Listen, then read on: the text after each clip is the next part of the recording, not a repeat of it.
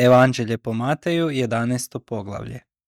I dogodi se, kad Isus završi upućivati 12 svojih učenika, da ode odande naučavati i propovijedati po njihovim gradovima. A Ivan, čuvši u zatvoru za djela Kristova, posla 2 svojih učenika. Reče mu, jesi li ti onaj koji dolazi ili da drugoga čekamo? A Isus im, odgovorivši, reče, pođite i javite Ivanu što čujete i vidite. Slijepi progledaju i hromi hode, gubavi se čisti i gluhi čuju, mrtvi ustaju, a siromasima se navješćuje evanđelje. I blažen je onaj koji se ne sablazni o mene. A kada ovi odoše, poče Isus mnoštvu govoriti o Ivanu. Što ste izašli vidjeti u pustinju? Trsku koju vjetar njiše? Nego što ste izašli vidjeti? Čovjeka u meke haljine odjevena? Eno, oni koji nose meke haljine u kraljevskim su dvorima. Nego što ste izašli vidjeti? Proroka? Da, kažem vam, i više nego proroka.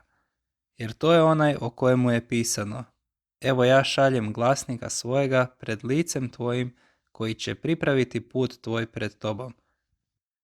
Zaista, kažem vam, među rođenima od žene nije ustao veći od Ivana Krstitelja, a ipak najmanji u kraljevstvu nebeskome veći je od njega.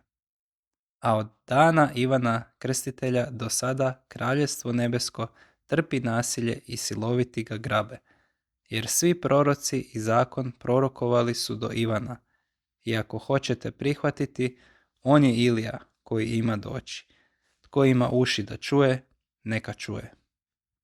A s kime da usporedim ovaj naraštaj?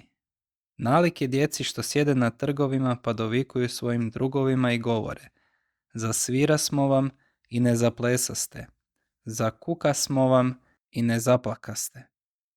Jer dođe Ivan, niti jede niti pije, a govore, zloduha ima.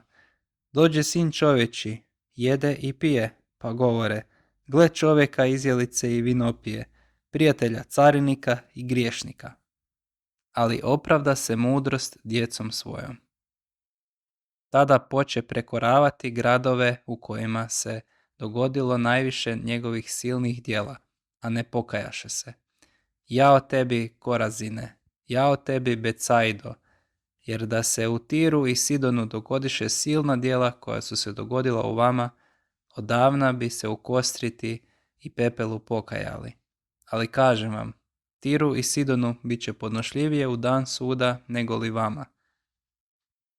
I ti, Kapernaume, što si se do neba uzvisio, do podzemlja ćeš se strovaliti, jer da se u Sodomi dogodiše silna djela koja su se dogodila u tebi, ostala bi do danas.